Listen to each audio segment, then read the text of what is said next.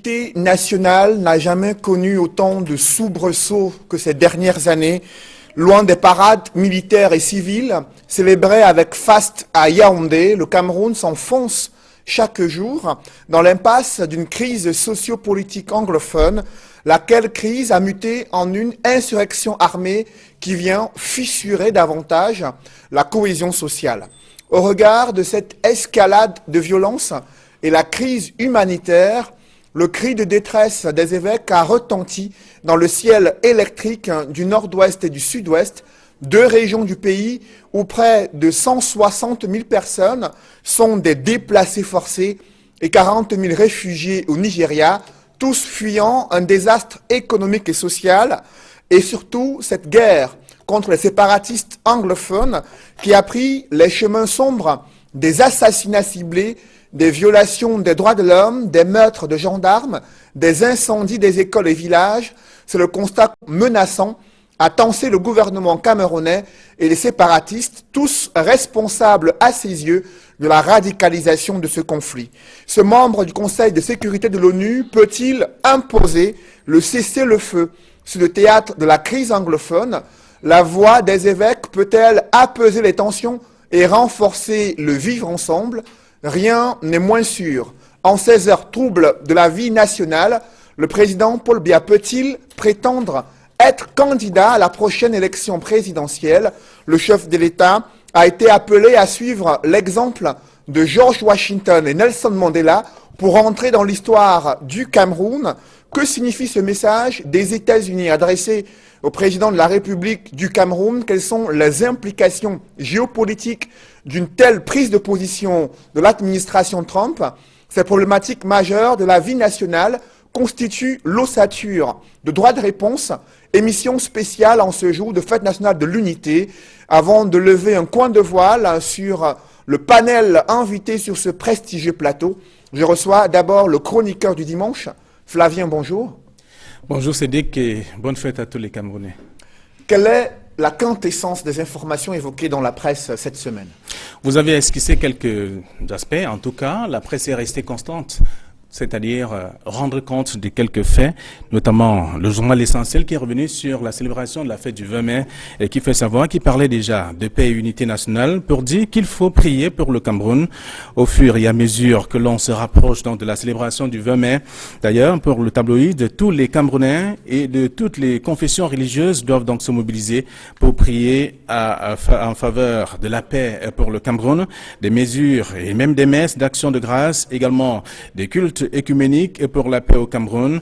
Le journal Info Matin, comme bien sûr le Cameroun, et le Cameroun a donc été confié à Dieu par des fidèles des différentes obédiences religieuses. À Yaoundé, l'archevêque métropolitain Monseigneur Jean Barga portait d'ailleurs le message de paix lors d'une messe organisée à cet effet, justement pour dire qu'il y a bien des choses qui ont été révélées et en présence du ministre Laurent Esso, représentant personnel du chef de l'État. D'ailleurs, sur cette question, à côté notamment des messes organisées pour la paix, le journal Émergence a noté qu'il y a plutôt une crainte des attaques meurtrières dans les régions anglophones en cette célébration de la fête de l'unité nationale. Pour le quotidien bilingue privé, des exactions qui se multiplient donc dans ces deux régions du Cameroun ont poussé plus de 160 000 personnes donc à quitter leur village pour rejoindre leurs frères et sœurs des localités environnantes. Info Matin dit plutôt que le ministre de la Défense, le délégué général à la Sûreté nationale et le secrétaire d'État en charge de la gendarmerie ont d'ailleurs pris des mesures pour assurer notamment la sécurité des personnes et des biens en cette célébration de la fête du 20 mai. Et bien entendu, et que tout cela se déroule sans incident.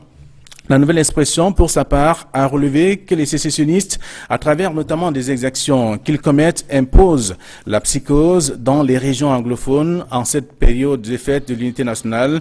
Le quotidien privé du Carrefour Equinox à Douala fait savoir que le gouvernement, pour éviter le pire, a choisi la formule simple « Prévenir vaut mieux que guérir » en accentuant donc la sécurité à tous les niveaux.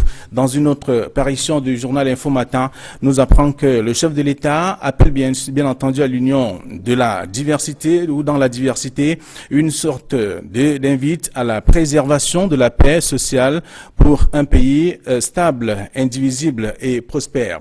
Voilà comment est-ce que la presse a traité de cette question, du moins pour ce qui est de ce premier sujet. Le second sujet, vous allez également avoir l'occasion de découvrir ce que la presse a pu réserver, parlant notamment du cri de détresse des évêques. Cédric Noufélé, à ce sujet, le quotidien Le Jour a révélé que l'Église catholique prédit le pire au Cameroun.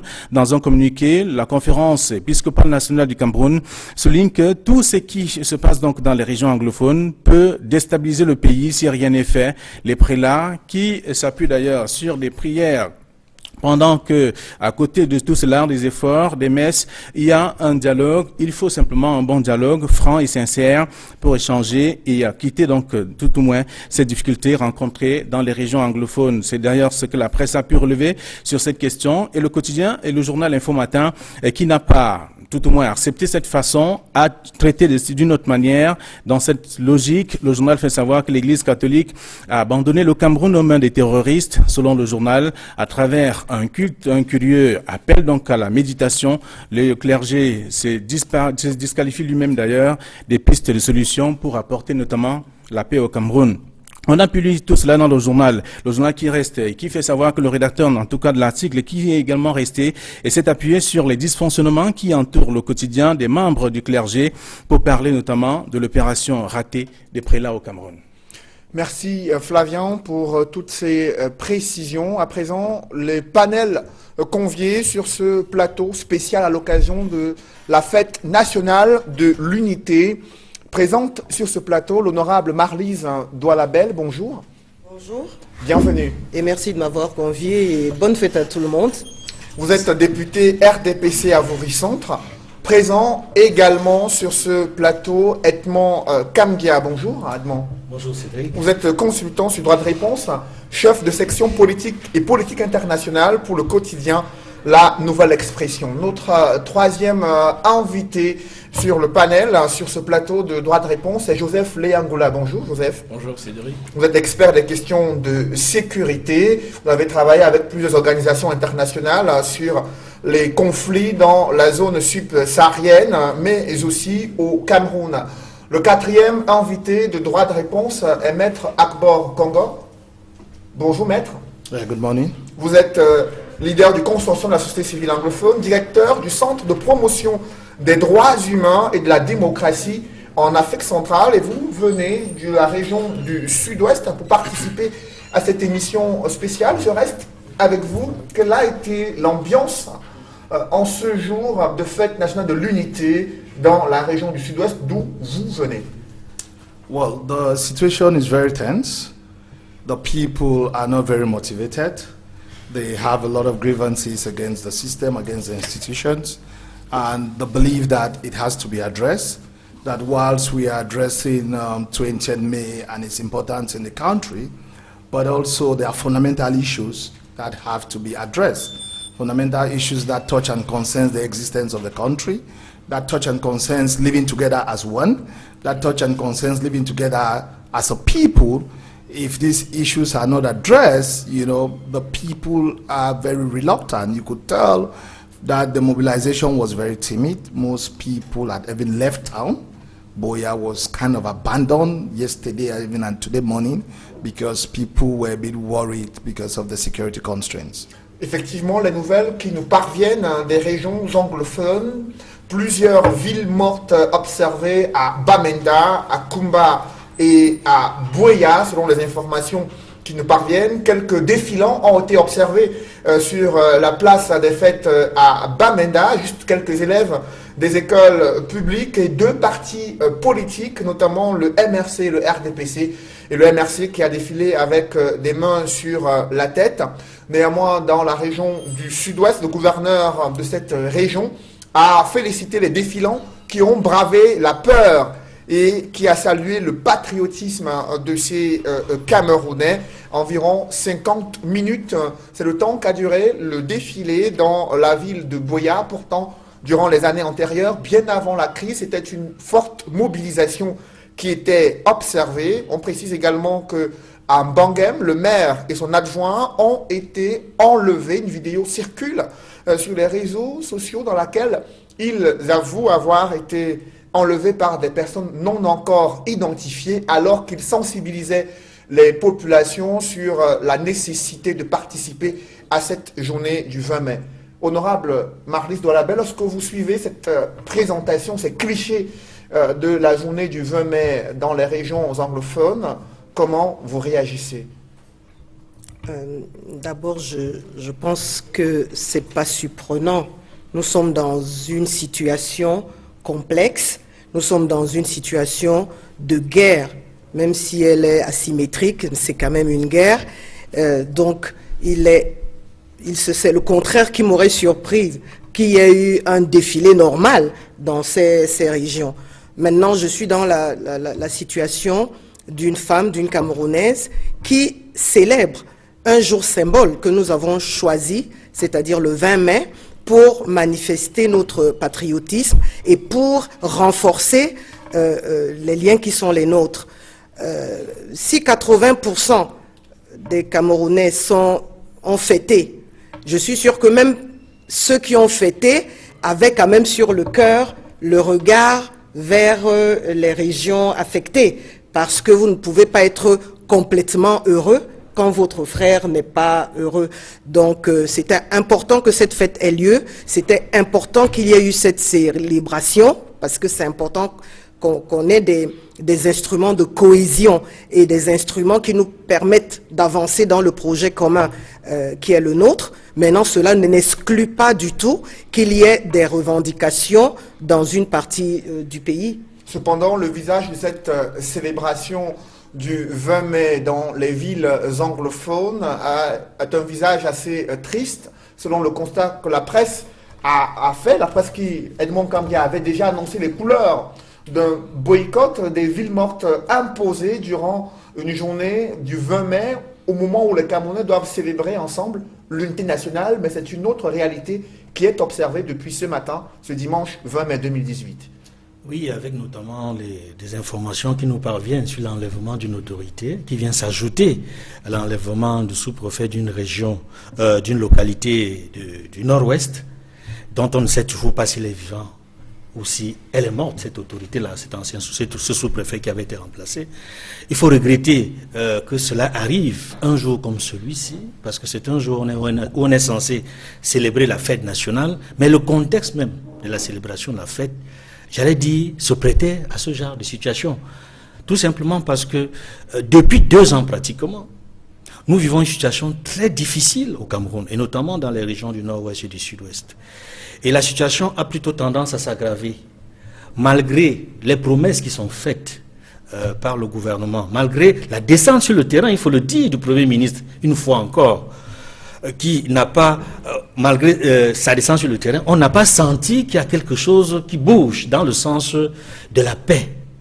Tout se passe comme si les populations dans les régions du nord-ouest et du sud-ouest avaient carrément dit non au gouvernement actuel, avaient clairement indiqué qu'ils ne voulaient plus du gouvernement actuel. Parce que quand tout un Premier ministre se déplace, ce n'est pas la première fois, ni la deuxième, ni la troisième, c'est au moins la 4e fois, mais malgré sa présence sur le terrain, malgré les émissaires, les membres du gouvernement qui sont descendus sur le terrain, on se rend bien compte que ça n'avance pas. Au contraire, la situation empire. Et il me semble qu'un jour comme celui-ci doit être au-delà du côté festif, qui est relatif. Parce que je ne peux pas dire, et je ne peux pas croire d'ailleurs, à travers les défilés qu'on a vus et qu'on verra encore toute la journée, et même les jours à venir, sur l'ensemble du pays, que la paix est de retour, que l'unité nationale est une réalité. Donc il faudrait que les Camerounais commencent à méditer.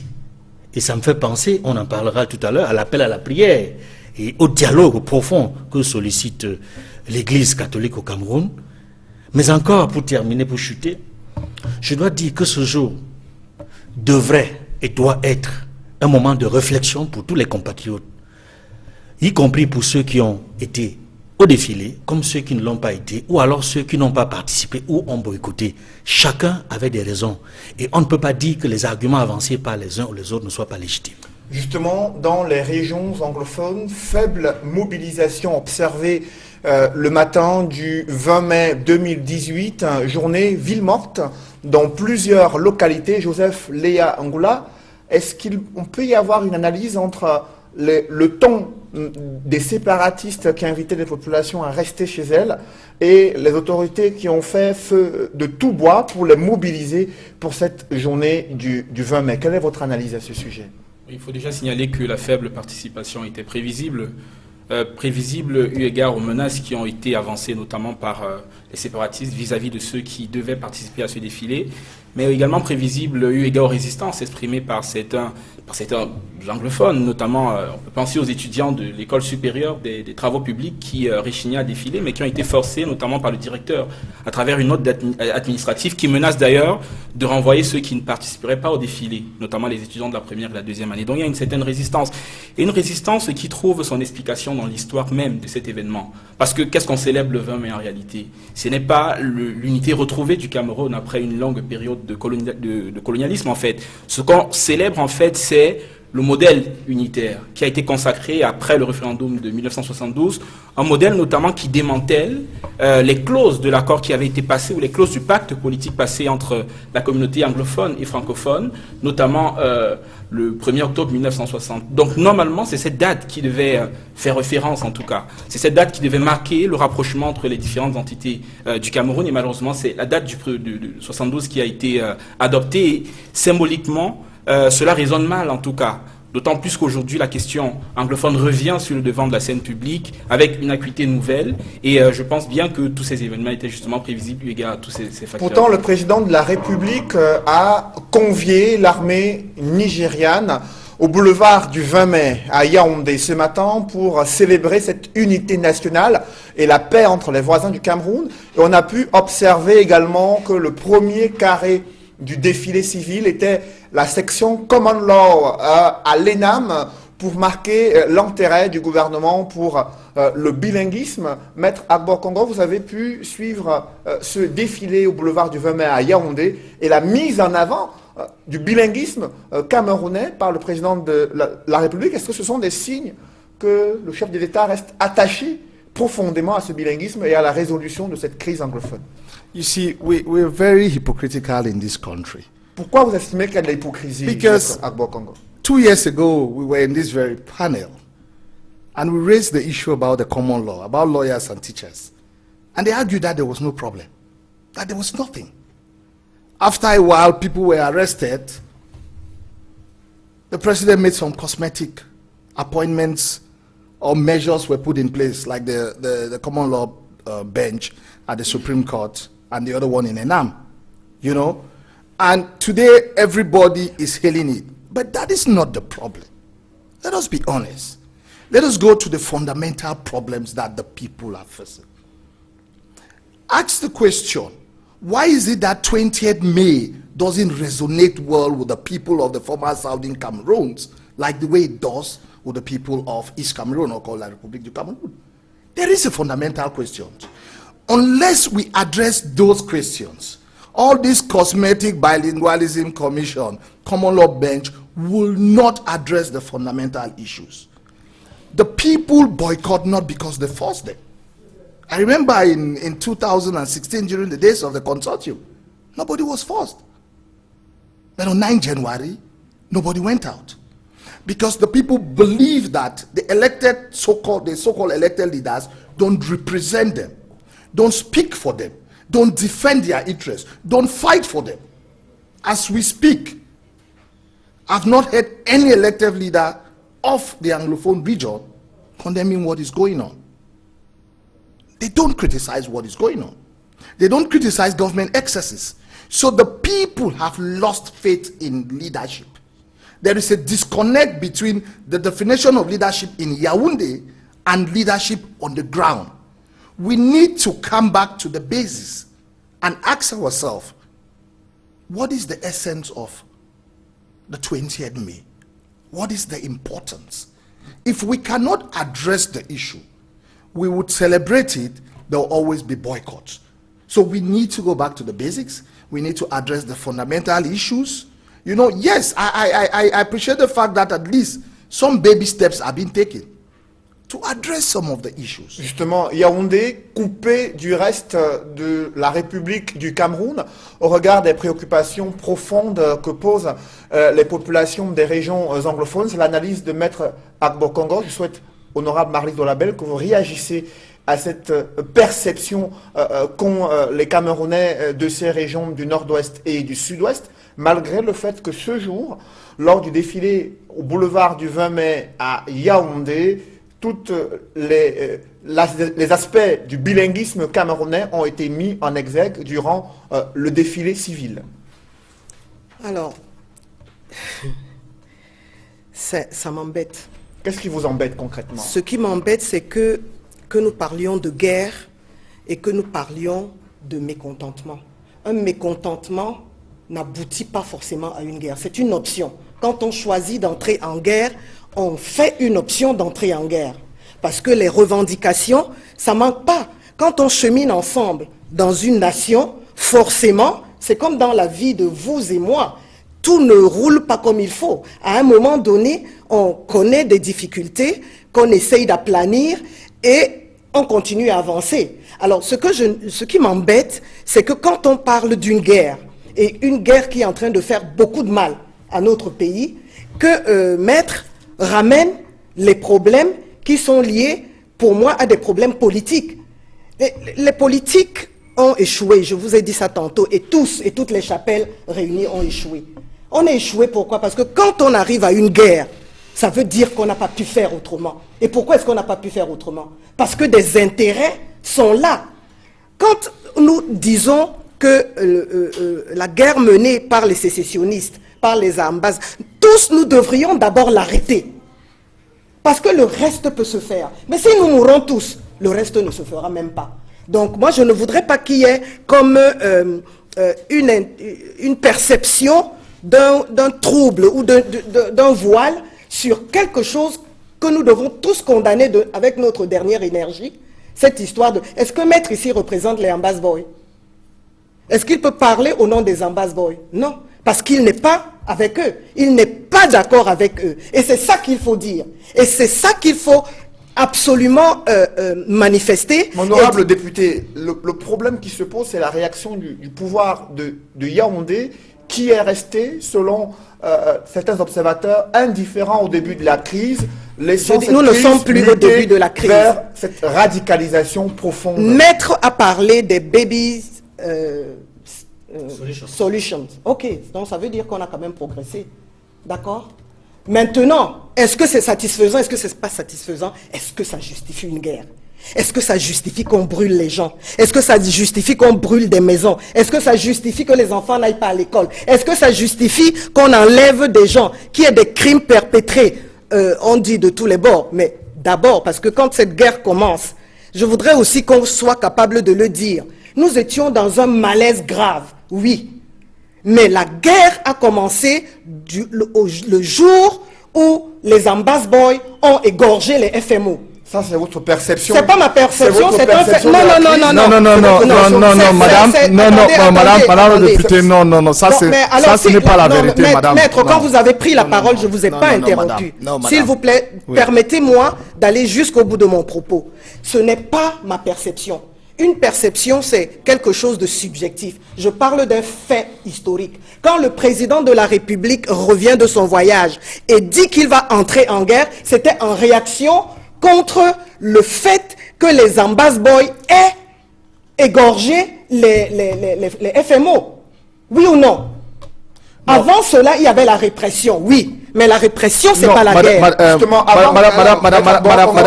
Madame le député, there is something, and I will make it clear. Yes. I might not buy 100% the ideology of those who have taken arms against government. I said it. Yes, I said but as a Southern Cameroonian, I stand to defend the interests of our people. No problem. And why have people taken up arms? You are saying that the war was declared. When on the 17th of January, myself, Dr. Fontem, and the rest were kidnapped and taken to Yaoundé. You know, when internet was cut down, when people were Ça s'appelle arrested. de la répression, No, excuse ça me, s'appelle excuse pas la me, guerre. excuse me. When N'assumez people were pas ça, arrested, maître. Je vous en when prie, people could not, permettez-nous when you made s'exprimer. people, they decided to defend themselves. When you attack people, you kidnap them and you take them to Yaoundé. Contrary to the 2009 decision of the African Commission in Scapo versus the government, that clearly said that you cannot arrest people in the southwest and northwest and take them to the military tribunal. You push the people to the wall, and you cannot sit we here. push who? You push the people of the southern Who? Cameroons to the wall, and you cannot say that it started. No, it started because government started kidnapping people. The people had to protect themselves. If I come to your house, if I rape your child, if I try to kill your children, you will take up whatever, if it's a knife, to protect yourself. Okay. And that is Je vous en what prie. the people have decided to do. Je vous They en might prie. not be right. They might not be right. Don't Je vous en get prie. me wrong. Merci, They might not be Maître right, Agbokongo. but at Permettez- least they will protect their people. Edmond Kamga, on a là deux perceptions, deux analyses des causes profondes de cette crise anglophone et sa mutation vers une insurrection armée qui chaque jour fissure le vivre ensemble au Cameroun. Comment la presse perçoit-elle ces prises de position selon qu'on est au sein du parti au pouvoir ou du côté de la société civile qui défend les intérêts des populations anglophones? Il faut dire que dans la presse, on retrouve un peu de tout. Il y a toutes les sensibilités que l'on retrouve dans la presse. C'est-à-dire, selon que c'est la presse gouvernementale ou alors que c'est la presse privée. Et même dans la presse privée, il y a deux positions qui émergent. Une position qui va dans le sens des critiques vis-à-vis de la manière dont le gouvernement gère la crise anglophone. Et une autre perception qui approuve la manière dont le gouvernement gère la crise anglophone. Mais globalement, lorsque j'observe l'ensemble de la presse camerounaise, la plupart des journaux, notamment les journaux privés pour l'essentiel, ont une critique vis-à-vis de la manière dont le gouvernement gère cette crise. Et on met en avant, la presse met en avant le pourrissement, le pourrissement du dossier. Parce que il y a eu, et ça me permet de rappeler ici, Arbor, Maître Arbor qui est ici présent, était membre du consortium qui a été interdit. Et la presse a beaucoup dénoncé l'interdiction du consortium. Parce que la presse a observé et noté que l'existence du consortium, avec ses personnages, disons ses leaders, ses responsables, permettait au gouvernement de poursuivre la négociation. Aujourd'hui, le gouvernement a du mal à poursuivre la négociation parce que le gouvernement lui-même a mis hors jeu les interlocuteurs les interlocuteurs avec lesquels il a obtenu un certain nombre de solutions dont on a parlé ici sur le plateau, c'est-à-dire à l'ENAM comme à la Cour suprême, et il y a, Même n'est-ce dans pas, le système éducatif. même dans le système éducatif, on a vu, il y a eu beaucoup d'avancées, il faut le noter ici, et lui-même l'a reconnu, même si ce sont des solutions qu'il a qualifiées de cosmétiques, Mineurs, oui. ce sont des mesures qui ont été prises, parce que le consortium existait, parce que les responsables étaient là. Aujourd'hui, comment le gouvernement entend obtenir une avancée dans la solution, dans la résolution de la crise, si il ne peut pas avoir en face des interlocuteurs? Et je le disais ici, pas plus tard que dans un plateau récent, que ça a été une erreur pour le gouvernement d'interdire le consortium, de mettre hors jeu des acteurs comme Maître Agbombala, Fontem et autres, qui ont beaucoup de bonne volonté, qui aiment leur pays, qui sont patriotes, et qui, sur des sujets précis, ont donné leur position. Ils ont été favorables à ce que les enfants aillent à l'école. Ils sont, pour l'essentiel, pour le fédéralisme. Ils sont contre la sécession. Mais ils n'ont pas été écoutés. On les a mis hors jeu comme les sécessionnistes. Et aujourd'hui, lorsque les gens se plaignent, lorsque le gouvernement se pose la question de savoir, mais pourquoi continue-t-il à assassiner les forces de sécurité? Mais c'est parce qu'ils ne sont pas écoutés. C'est parce qu'il n'y a plus un cadre, un espace de dialogue. Voilà la réalité sur le terrain. Une crise sociopolitique anglophone qui a muté en une insurrection armée. Joseph Leyangoula, vous êtes expert des questions de sécurité. Vous avez observé comment ces séparatistes et ces bandes armées ont pris le dessus sur la voie des modérés. Que s'est-il concrètement passé pour qu'on en arrive là à cette grave insurrection et cette crise humanitaire?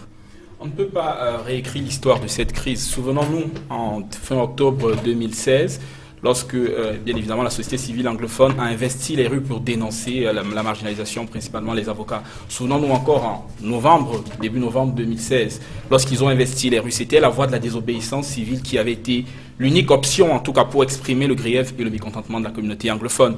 Idem pour Mancho BBC lorsqu'il investissait les rues pour manifester, engranger les foules, pour exprimer notamment la marginalisation économique des populations. C'était par le canal de la manifestation pacifique et de la désobéissance civile, avec notamment les villes mortes qui rythmaient ces actions de contestation politique. Après, en janvier 2017, il y a eu effectivement cette vague d'arrestations, doublée d'une répression numérique en avril, de janvier à avril 2017. Puis il y a eu d'autres événements majeurs, les arrestations tous azimuts, qui ont contribué notamment à radicaliser les cœurs des populations. Je rappelle encore qu'il y a une étude du Programme des Nations Unies pour le développement, doublée par une étude de l'Institute for Security Strategy, qui démontre que, en réalité, la plupart des personnes qui rejoignent les groupes extrémistes le font à cause des actions brutales du gouvernement.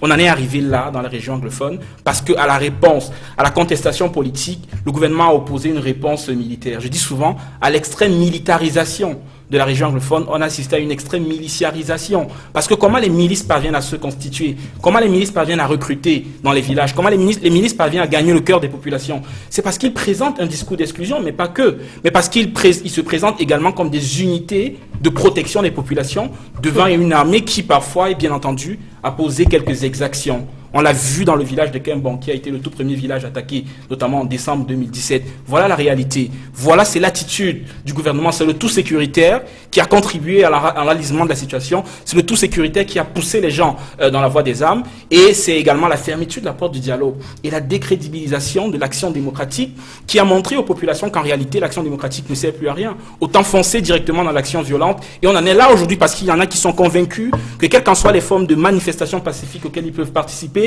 quelles qu'en soient les formes d'élections auxquelles ils peuvent participer, l'action violente reste le raccourci parce que s'ils empruntent ces voies, ils seront de toute façon reprimés. Je pense que c'est l'attitude du gouvernement qui a justement ancré dans l'esprit d'une partie de la population, notamment ce genre de comportement. Honorable Douala Marlisbel, le gouvernement qui est au premier chef responsable de cette attitude des différents activistes sur le théâtre de la crise anglophone, au départ modéré. La plupart s'est radicalisé considérablement au fil des ans et aujourd'hui, c'est un 20 mai, fête nationale de l'unité, qui n'est pas célébrée avec toute la joie nécessaire dans ces régions anglophones. Comment vous appréciez l'évolution de cette situation-là? Pourquoi est-ce qu'elle a été célébrée pendant 46 ans? Pendant 46 ans, il n'y avait pas ces revendications? J'imagine que si. Je n'imagine même pas, je sais qu'il y avait déjà ces revendications, n'est-ce pas? Donc, si aujourd'hui la situation se présente telle qu'elle est, c'est parce qu'il y a des intérêts en jeu. Dès le premier jour où j'ai été conviée à prendre la parole sur la crise anglophone, j'ai tout de suite dit que ton frère, c'était un langage imagé, ton frère ne peut pas te dire qu'il a mal dans sa chaussure. Et toi, tu lui dis non, tu n'as pas mal. Parce que c'est lui qui porte la chaussure et c'est lui qui peut te dire s'il a mal ou pas. Alors, si tu es fraternel, tu vas t'arrêter et tu vas lui demander où est-ce que tu as mal exactement. Est-ce que c'est ton orteil? Est-ce que c'est ta cheville? Est-ce que c'est... etc. Et je pense qu'à un moment donné, c'est ce que le gouvernement a fait en s'asseyant avec le consortium. Malheureusement, ça n'a pas avancé comme les uns le voulaient. Et chacun a ses griefs. Chacun a relevé des causes qui ont arrêté le dialogue entre le consortium et le gouvernement à un moment donné.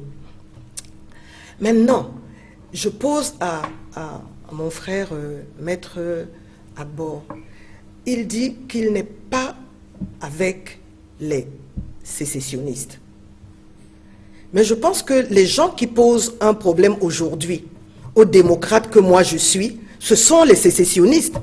Ce ne sont pas les revendications du consortium qui peuvent être mises autour d'une table et débattues autour d'une table. Moi, ce qui me pose problème, c'est qu'on pense que la solution, c'est de couper le Cameroun, de faire un pays virtuel qu'on appellerait Ambazonie et qui rassemblerait donc des personnes qui parlent anglais. Mais il apparaît un débat important sur la forme de l'État et ce débat est ignoré pratiquement par le gouvernement qui ne souhaite pas entendre parler de débat sur la forme de l'État, sur le système de gouvernance publique. Sur la forme de l'État, et je reviens au 20 mai.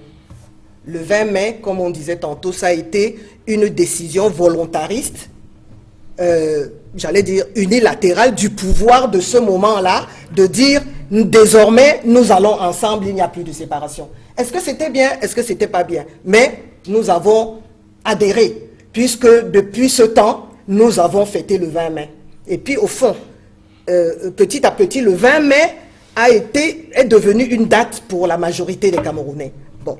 Maintenant, quand vous me posez la question que vous venez de me poser, je suis très très surprise. Je suis très surprise. Pourquoi? Parce que, pour moi, Agbor Mbala et les autres sont des patriotes. Ils ont des préoccupations qu'ils ont manifestées d'une certaine façon. Ils ont été victimes d'une répression. En 2008, il y a eu la répression ici. Dans tous les pays du monde, même en France, dès que les gens sortent pour revendiquer quelque chose, ce que le gouvernement fait en premier, c'est sécuriser. Parce que le gouvernement a généralement l'impression qu'il pourrait être débordé et ne plus avoir le contrôle de la, comment dirais-je, du pays.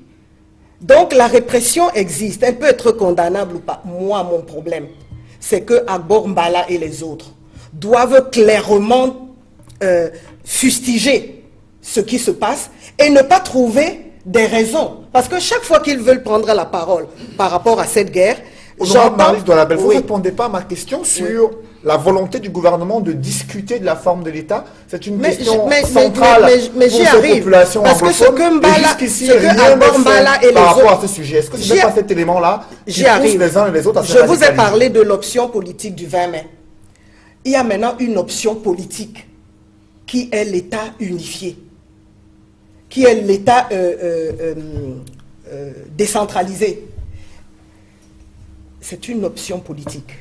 Et rien qu'avec des élections, si demain, le RDPC est battu aux élections, un président prendra les rênes du pays et pourra donc changer. Le RDPC, lui, a fait une option d'avoir un État unitaire décentralisé.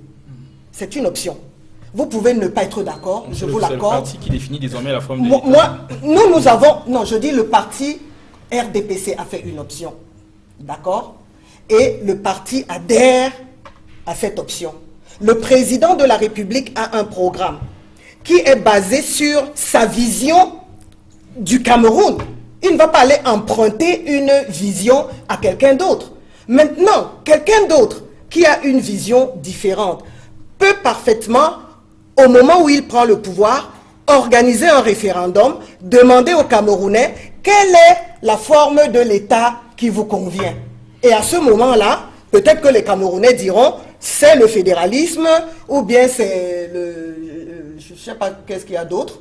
Mais en tout cas, ce que je voulais dire, c'est que le RDPC, moi, vous m'interpellez comme RDPC, non? Je vous en prie, allez-y. Voilà. Nous, au RDPC, nous avons pris une option, c'est l'État unitaire décentralisé. Effectivement, cette option qui semble poser problème, Maître Agbor Congo, depuis que le consortium a été réuni, ce problème figurait parmi les revendications que vous avez posées du moment où vous discutiez avec les membres du gouvernement. Est-ce que vous avez pu, sur cette option-là, puis vous entretenir et trouver un consensus à ce sujet? Yeah, it was not even in 2016. It was in 2015 when we met with the Common Law Lawyers Conference in Bamenda, and we followed up in Boya early 2016, where we agreed that the lawyers at that time, even before the formation of the consortium, because the lawyers had already issued a memo that was served to the Prime Minister, the Minister of Justice, the Senate, and the Parliament, everybody, where we talked about a federation, a two-state federation, as a solution to the problem. That was 2015-2016. But I'm a bit stunned when the Honorable Member of Parliament, I have a lot of respect for you as a person, and the fact that you've been voted into office. When you talk about the fact that the form of a state depends on the party, you know, we have passed the stage in this country where we are talking about unitary decentralization. If you think that this country should be one, we have to talk something which is not unitary decentralization, because the people of the Southern Cameroons are not ready for that. And history has shown that over the 56 years of marginalization, the people don't want to hear that. And if you count on the party, you talked about elections. that if we are not living in Mars, we are living in planet Earth called Cameroon. We know how elections are run in this country. Let us not pretend, okay? If we like this country, if all of us are honest that this is a country that we want to build, elections will not change anything, because there will be no changes in the elections, because we know the result of the elections. Immediately they announce it, I can bet my life on yours who would win the elections, and nothing would change. The people are saying we need to sit down. We need to renegotiate the terms of this union. We need to talk eyeball to eyeball and find a long-lasting solution. It cannot only be your way or the highway. It cannot only be the insistence that we cannot talk about the form of the state. We had had referendums in this country, not so? We had done it in this country. We had had a situation where a constitution was changed to extend the mandate of the president. Nothing stops us from having a veritable referendum for the people of the Southern Cameroons to decide the form of the state, what they want. Because if we are only saying that it is a unity decentralized state, if we are only saying that the form of the state cannot be changed, it's a recipe for disaster. Talk to the people in Boya, talk to Kombone, go to Bello, go to Kwakwa, go to Konye, and ask them, what is your impression about the whole definition of unity? Madam Honorable, they'll tell you that the unity doesn't exist. Don't mind what you watch on TV. I think we don't like what is happening. We don't appreciate what is happening. But the government has to find a solution. Justement, And the solution starts with talking about the form of the state. sur les braises ardentes de cette crise anglophone, il y a le cri de détresse des évêques du Cameroun. Un cri qui a retenti dans le ciel électrique du sud-ouest et du nord-ouest, deux régions où il y a eu plus de 160 000 personnes déplacées internes, fuyant ce désastre économique et social. Edmond Kamga, la nouvelle expression, on a parlé également, d'autres quotidiens durant cette semaine. Pourquoi ce cri de détresse des évêques? Qu'est-ce qu'il signifie concrètement? D'abord, il faut dire que ce n'est pas la première lettre que publie la conférence épiscopale du Cameroun sur la crise anglophone. C'est la énième. Mais la particularité de la dernière sortie des évêques du Cameroun, effectivement, il parle d'un cri de détresse.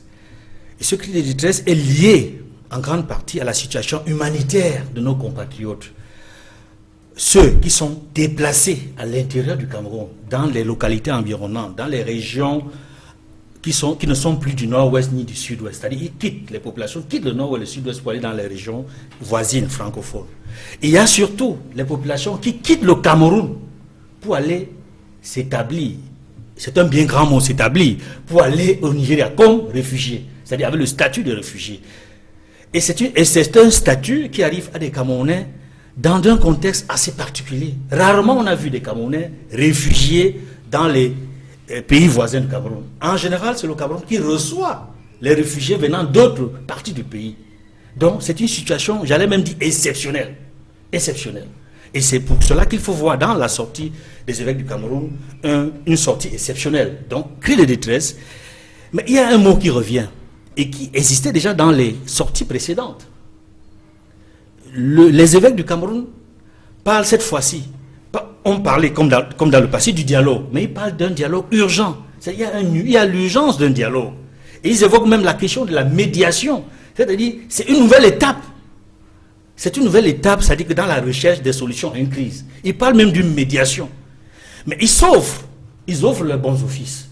Ils sont disponibles pour apporter leur contribution à la résolution de ce problème. Les évêques du Cameroun qui ont également évoqué les risques d'une guerre civile inutile pour le pays. Joseph Léangoula, est-ce que les conditions d'une guerre civile sont réunies sur le théâtre de la crise anglophone au point d'amener les évêques à lancer ce cri de détresse?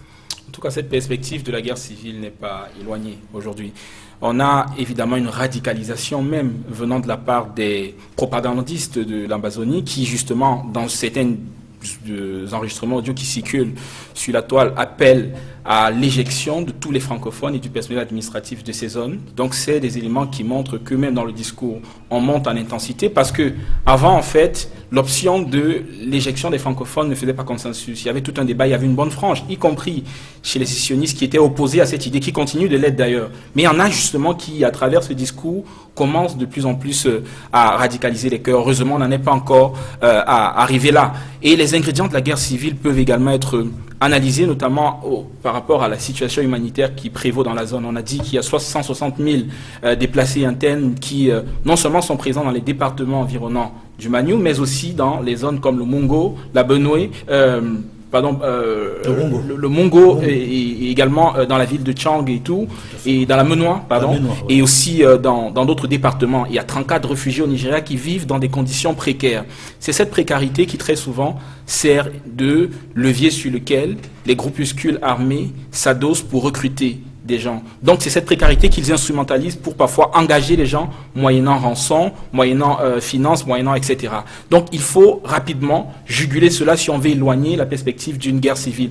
Parallèlement, il y a une crise alimentaire qui se préfigure parce que la plupart des populations qui ont quitté leur terre, quitté leur maison pour aller se réfugier dans les villages environnants sont des populations qui vivent de l'agriculture. Seulement cette année, ces populations n'ont pas assisté à des campagnes agricoles. Ce qui fait qu'elles vivent dans une condition précaire et n'ont même pas la possibilité de produire des moyens de subsistance qui leur permettront d'affronter notamment les difficultés de l'année à venir. Voilà qui renforce la précarité de ces gens et qui justement renforce aussi l'audimat et l'influence des leaders qui ont de l'argent et qui sont en capacité notamment de créer une économie de la guerre fondée sur la rançon, fondée sur la contrebande et de générer de l'argent pour acheter la sympathie des populations et maintenir justement des groupuscules armés actifs dans la zone et capables de rivaliser notamment contre les forces de défense et de sécurité. Au regard de ce tableau que vous venez de peindre, honorable Douala Marlis Bell, vous suivez la préoccupation des évêques au sujet de cette radicalisation de la crise et les risques d'une guerre civile qui se dessine à l'horizon. Moi, je pense que le travail à faire est c'est le travail des hommes politiques. Les évêques peuvent soutenir, jusqu'à présent d'ailleurs, je ne sais pas ce qu'ils attendaient pour commencer. Maintenant, s'ils sont prêts à soutenir, tant mieux. Mais moi, je pense que ça va être le travail des hommes politiques. Maître Agbor a dit tantôt qu'il était persuadé que l'État unitaire décentralisé était dépassé. C'est ce que j'ai compris, dépassé, que ça ne pouvait plus être une réponse efficace aux attentes des populations et notamment aux populations du Southern Cameroun, comme il l'appelle, c'est-à-dire les régions du nord-ouest et du sud-ouest. Maintenant, moi, je voulais qu'on... C'est pour ça que la guerre me gêne, parce que tant qu'on est en guerre, on ne sait pas faire autre chose. Est-ce que la médiation, justement, des évêques peut apaiser ces tensions? Ils sont déjà du même avis, là, actuellement. C'est-à-dire qu'ils ont la même opinion. Oui, ils ont la même opinion. Pourquoi vous estimez qu'il y a... Mais parce que pendant un moment, l'Église n'est pas partie de la même colonne. C'est pour ça que je demande si cette déclaration-ci est sincère et qu'ils ont déjà une option commune. Est-ce qu'ils ont déjà une option commune? Parce que quand on va faire une... Vous doutez de la sincérité, de la bonne foi des hommes d'église? Non, la situation est tellement complexe que tout le monde peut être perdu dans cette histoire. La preuve, on est tous perdus jusqu'à présent. Ce que moi je voulais... la personne qui m'intéresse, c'est Maître Agbor. Oui. Parce que c'est un homme politique. Même si vous n'avez pas un parti politique, vous êtes un homme politique parce que vous influencez... Je suis de la société civile. Ça veut dire, c'est le prénom de parti politique. Non, parti politique, prénom, société civile. Donc, je pense que vous êtes un homme politique. Un homme politique, pour moi, c'est quelqu'un qui a la capacité d'intervenir dans des domaines qui concernent la vie commune, la vie sociale, la vie communautaire, et de donner des orientations qui peuvent être suivies. C'est ça que j'appelle en politique. Donc moi, je me dis que si on arrivait à faire taire les armes, et pour moi, c'est les ambazoniens qui doivent taire les armes. Et maintenant, une fois qu'on tait les armes, on passe à autre chose. Parce qu'on est à l'heure où les conditions de base d'un dialogue, ça devrait d'abord être le camp des séparatistes qui doivent faire le premier pas avant le gouvernement. Avant le gouvernement. Pourquoi? Parce que d'abord, ils ne sont pas là. Ils sont même où? Ils sont où? À Goro, toi, tu sais où ils sont? Évitez Aux États-Unis, en Grande-Bretagne, ou je ne sais pas où ils sont. Je me dis que si les Agbo étaient capables de leur dire, écoutez, les frères, vous avez montré les muscles, on a vu, mais ça ne va nous mener nulle part. Donc arrêtons-nous un moment pour véritablement exiger que nous puissions nous retrouver autour d'une table. Ça peut marcher, mais tant que les armes crépitent, le gouvernement ne va avoir qu'une seule préoccupation, s'assurer qu'il protège l'État du Cameroun. Et pourtant, la situation Donc, reste oui, mais moi, préoccupante. et parce que vous pensez, attendez, Maître soyons Arnaud Jalabert, sincères. je vous en prie, une grave crise humanitaire, un désastre économique et social très important relayé dans la presse, les activités économiques qui tournent au ralenti, de nombreuses écoles qui sont fermées depuis près de 2 ans déjà dans les régions du nord-ouest et du sud-ouest. Maître Agbo Congo, est-ce que les évêques du Cameroun peuvent jouer le rôle de médiateurs? Peuvent-ils apaiser ces tensions dans les régions du nord-ouest et du sud-ouest? It's not, yes, the clergy can play a role, but it's not only the clergy. You know, the problem in Cameroon is that everything is done by politicians.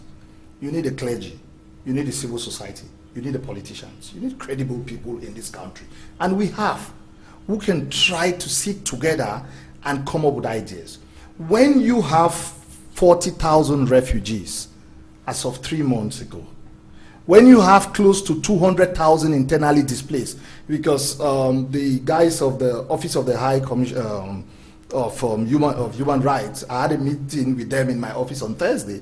The 160 they are talking about doesn't include Lebialem and Jan and the other areas. So as we speak, each passing day, the number of internally displaced increases.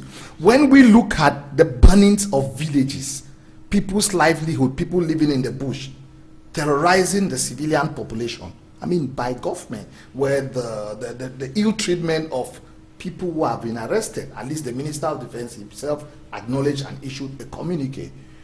It's high time that we find a way of addressing the issues.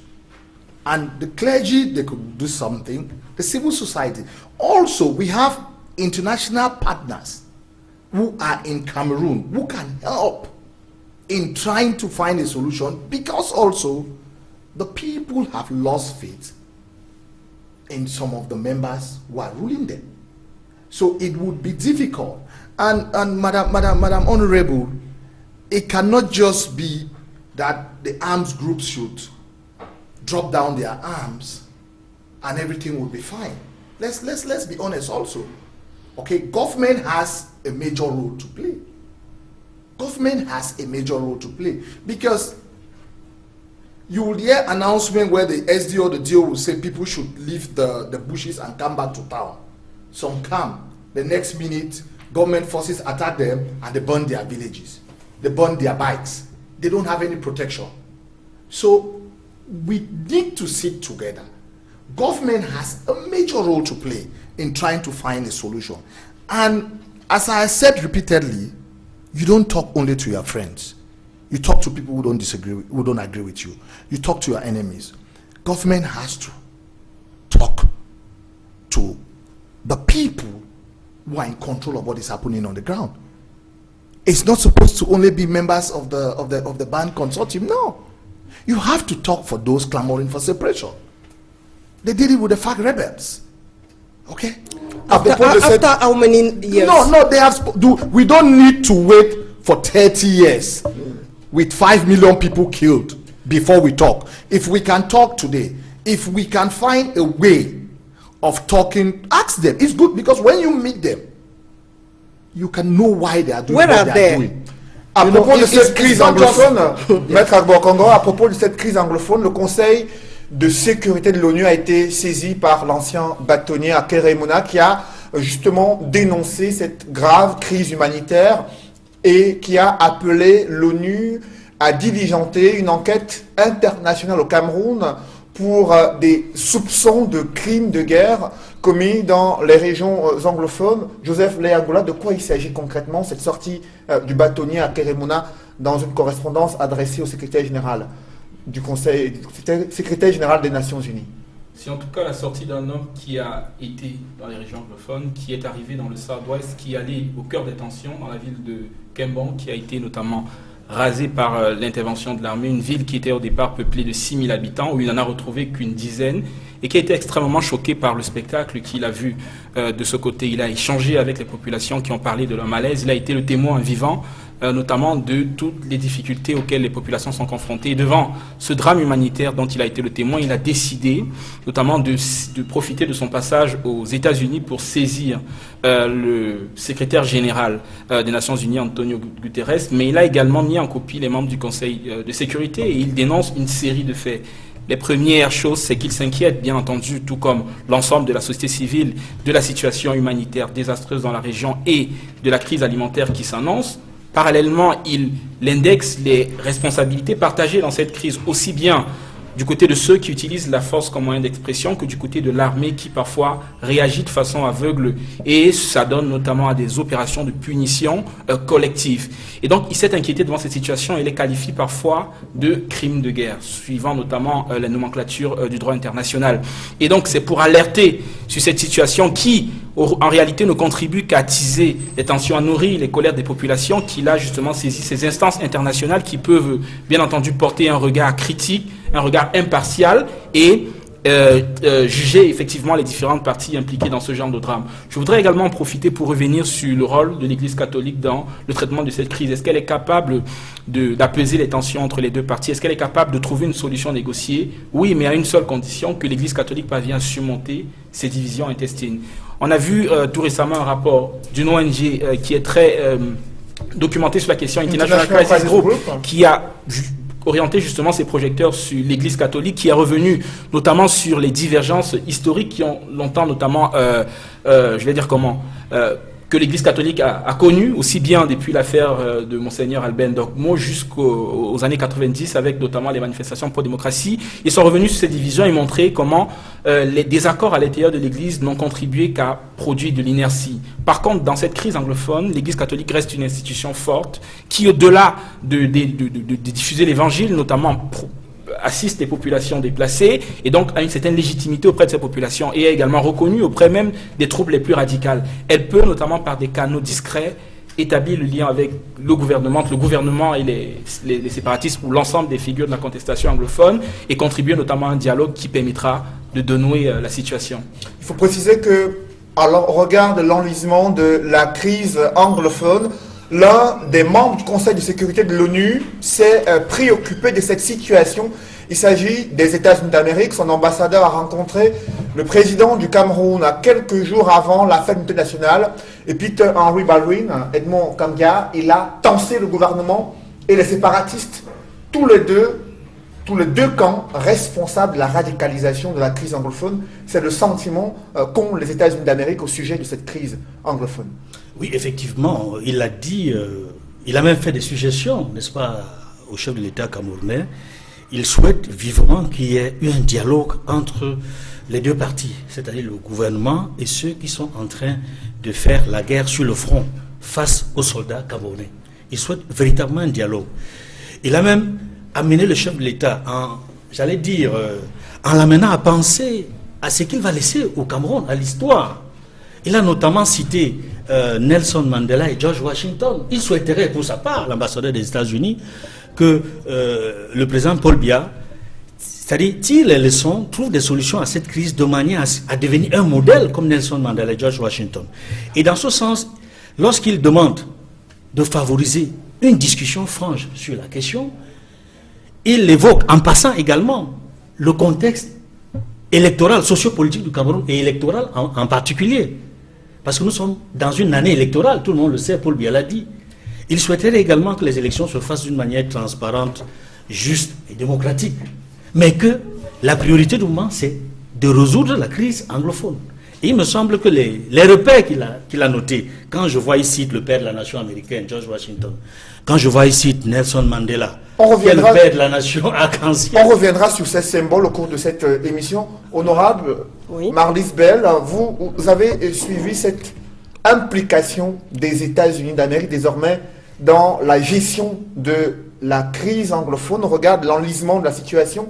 de la gravité de la crise humanitaire, le Cameroun va-t-il se plier à ces recommandations faites par un membre du Conseil de sécurité de l'ONU? Alors, je m'appelle Marlise Douala-Bel, je vous en prie. C'est juste une question de civilité. Bon, j'ai pas aimé le ton de monsieur l'ambassadeur.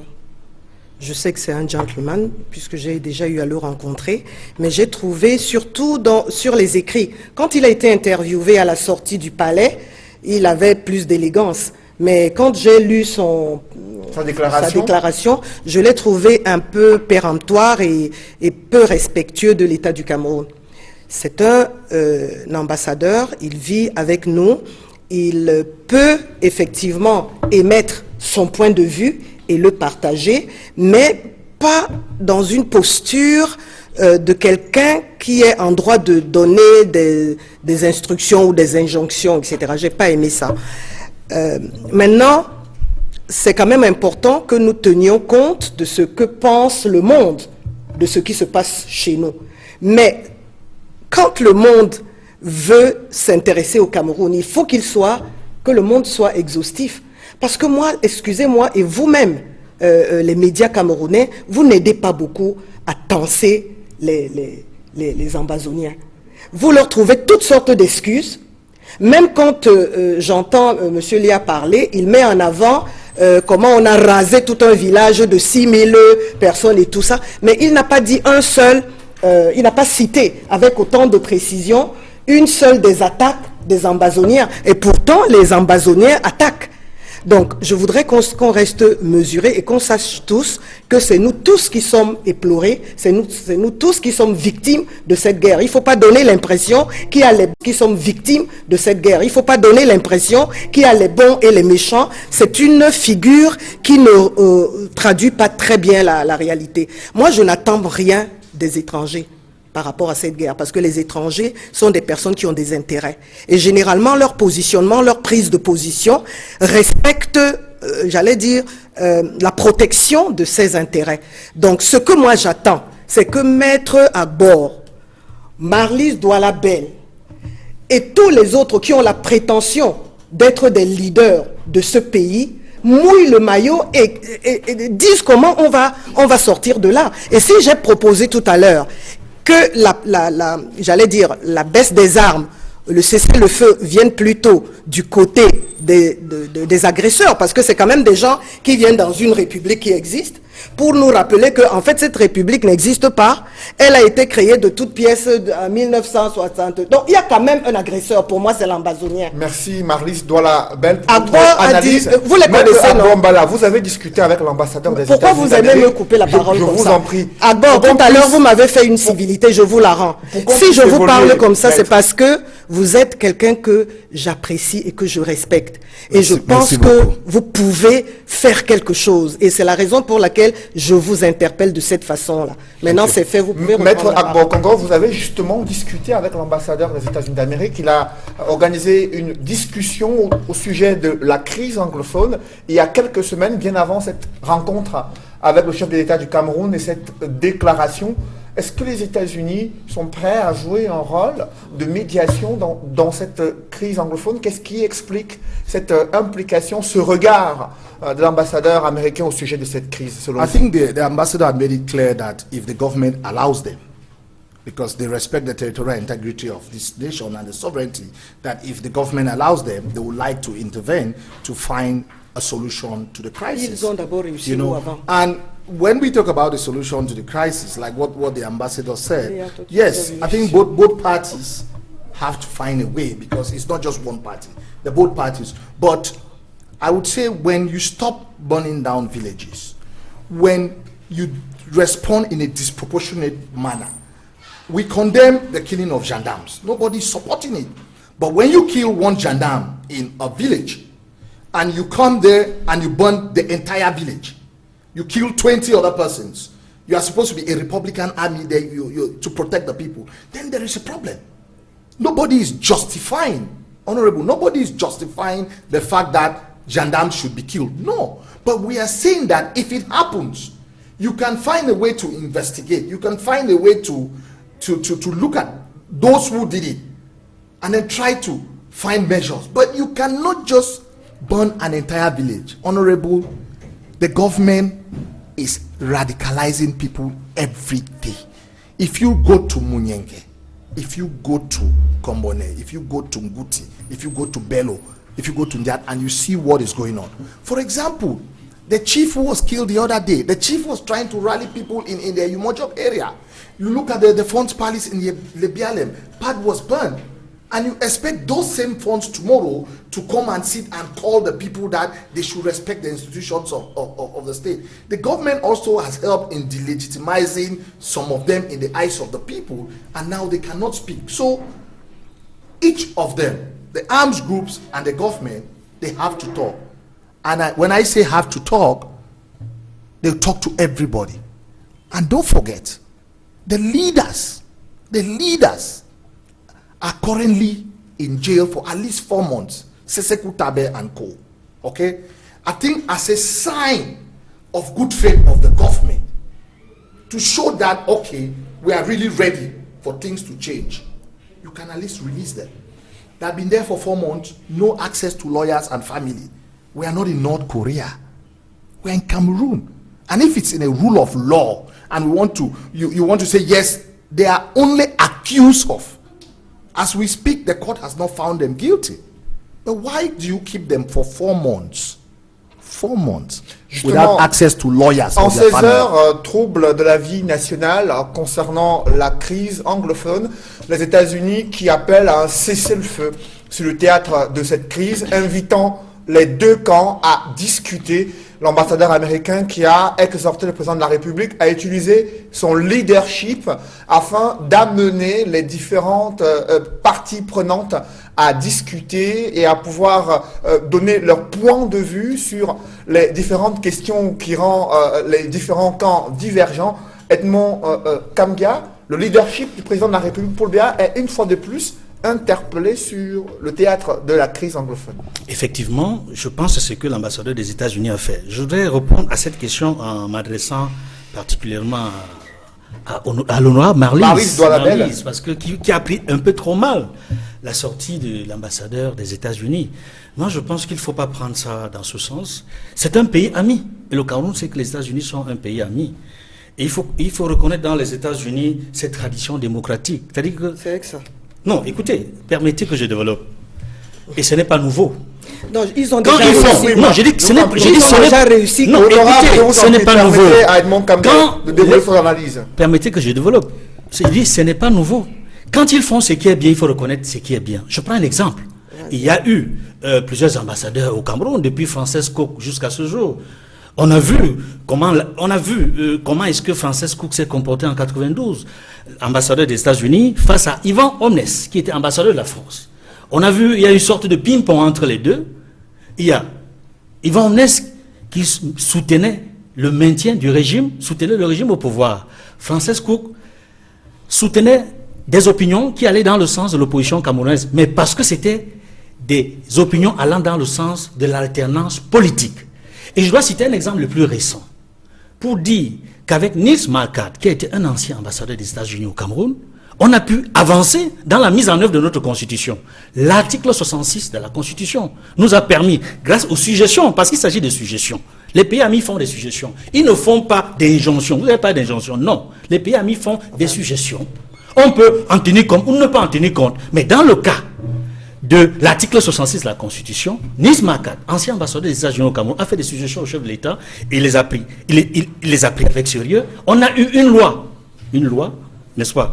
Une loi sur la déclaration des biens à avoir. Mais malheureusement, cette loi, ça fait 13 ans que cette loi est là. Il manque simplement les décrets d'application du chef de l'État pour mettre en mouvement ces dispositions de l'article 66. Donc les choses peuvent avancer grâce aux pays amis. Donc, les partisans du régime estiment que l'ambassadeur américain est quand même allé assez loin en demandant au chef de l'État de prendre l'exemple sur George Washington et Nelson Mandela afin de rentrer dans l'histoire.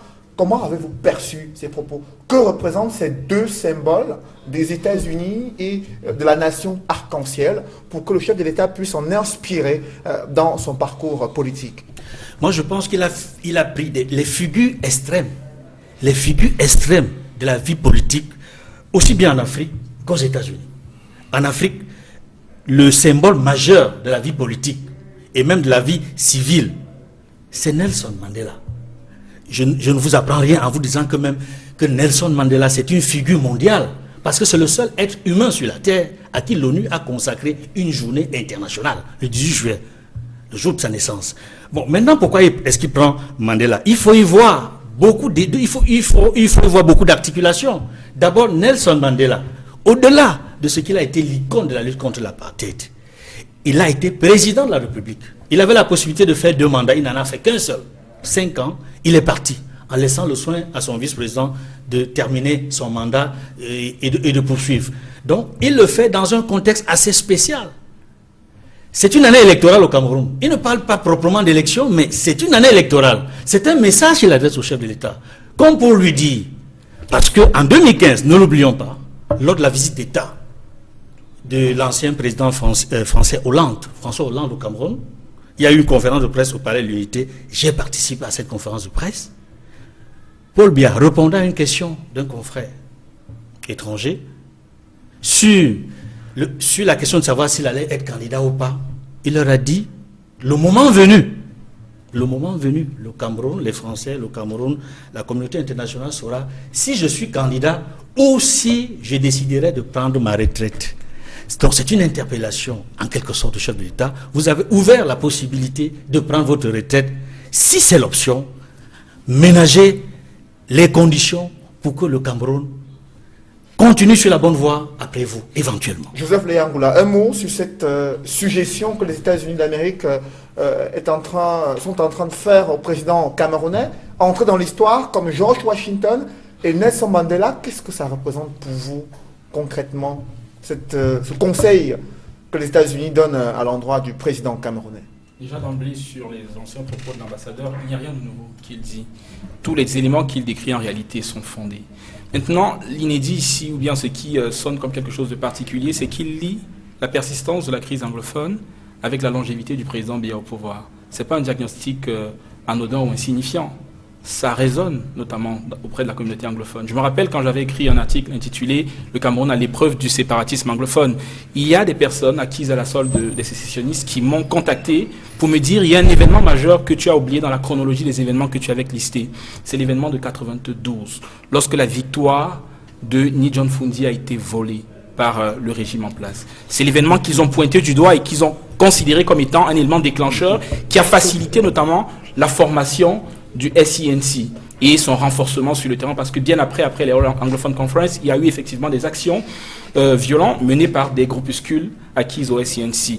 Et donc l'alternance au pouvoir aujourd'hui, c'est une condition sine qua non pour désamorcer les tensions dans les régions anglophones. Le diagnostic qu'il pose est parfait et les responsabilités, les modèles qu'il convoque sont également des modèles à suivre. Nelson Mandela a eu l'élégance d'abandonner le pouvoir. Pourquoi pas? Le président de la République, s'il tient vraiment à la stabilité du pays, il pourrait effectivement donner une opportunité à un nouveau leadership plus responsable, plus à l'écoute des Camerounais de prendre le pouvoir. Permettez-moi de sortir avec cet élément que je voudrais partager avec vous, mais aussi avec l'ensemble des Camerounais. C'est que l'appel à l'unité aujourd'hui, c'est un appel des cœurs. Un appel des cœurs qui se traduit quotidiennement par des gestes d'attention et d'écoute, qui se traduit aussi par un profond respect de notre diversité, qui se traduit par un développement équitable des régions, une redistribution équitable des richesses et par un dialogue permanent entre les différentes composantes de notre pays. Et justement, un dernier mot pour nos invités. D'abord, Maître Agbor Kongor, sur cette invitation des États-Unis qui demande à ce que le chef de l'État s'inspire de George Washington et qu'il rentre dans l'histoire. Comment vous percevez ces propos? Qu'est-ce qu'ils signifient pour vous? No, but what he said is, I think what everybody says behind the president. I'm sure even people in the members of the CPDM, they do say, it's nothing new. Why are we pretending? 36 years in power is enough, okay? It's been there for long. He should midwife a genuine transition. We need to have a change of leadership. We need to have a rotational presidency between the two peoples that came together and formed this country, okay? The constitution has to be amended to ensure, like what is happening in Nigeria, that when you have a president from the former East Cameroon this time, the next time a president, the parties which are running for election should have candidates only from the former Southern Cameroon. That would help in a way. But my last word is that the government has to talk. the government has to talk to everybody. Merci. Call them separatists, call them whatever name. For us to have a permanent solution in this country, the government has to talk to them. Merci, They Maître control the Akongo. people on the ground, and the government must talk to them for a solution. Précisons que jusqu'ici, le président de la République, Paul Biya, reste le candidat naturel du RDPC, le parti au pouvoir, qui depuis quelques mois l'appelle à se présenter encore à la prochaine élection présidentielle. Marlise Doualabel, honorable députée, vous avez suivi ces propos de l'ambassadeur américain qui invite le chef de l'État à s'inspirer de George Washington, premier président américain, Nelson Mandela, qui lui a décidé de laisser le pouvoir à d'autres leaders sud-africains afin de consolider la nation arc-en-ciel. Est-ce que le président de la République est prêt aujourd'hui à prendre sa retraite? Est-ce que vous accepteriez qu'il laisse la place à d'autres leaders au Cameroun? Le président de la République est un citoyen libre. Ça veut dire qu'il prendra la décision qui lui conviendra. D'accord? Maintenant, je voudrais revenir. Je ne sais pas si nous avons lu le même papier, mais le papier que moi j'ai lu, j'ai trouvé qu'il y avait un ton péremptoire. Maintenant, si vous ne l'avez pas trouvé, c'est pareil. Je n'ai pas parlé du contenu, j'ai dit du ton. Du ton. Ça manquait de quelque chose qui m'aurait plus appelé. Maintenant, je voudrais parler à mon cher frère pour lui dire que moi, ce qui me préoccupe le plus, c'est que cette guerre continue. Il ne faut pas qu'elle continue parce qu'elle détruit notre peuple, elle détruit les vies, elle détruit les familles. En fait, je ne suis pas bien avec cette guerre. Et je pense très sérieusement que les personnes qui doivent d'abord faire un geste, ce sont les anciens membres du consortium, qui doivent dire à leurs Est-ce que le président de la République lui-même ne devrait pas se retirer? Le président de la pour République permettre à d'autres leaders d'avoir une nouvelle vision sur cette Mais crise, pourquoi par est-ce que exemple? les autres leaders ont peur du cheminement démocratique? Pourquoi est-ce qu'on trouve que la meilleure façon de faire, c'est que le président de la République ne se présente pas pour que les autres se présentent? Non, il y a une compétition. Si le président est candidat, il gagnera ou il sera battu. Vous comprenez? Merci. Voilà. Et jusqu'à présent, Merci. je pense qu'on n'a pas de raison particulière à vouloir que le président de la République s'en aille. Merci. Moi, je n'en trouve pas. Merci honorable député Marlise Doualabel d'être venu sur ce plateau. Merci également à Joseph Leyangola, expert des questions de sécurité, Edmond Kamgia, maître Akbor Congo, qui a fait le déplacement depuis Buea pour être ici sur ce plateau de droit de réponse. Mesdames, messieurs, c'est la fin de cette émission. Merci de l'avoir suivi. Merci de rester sur Equinox Télévision.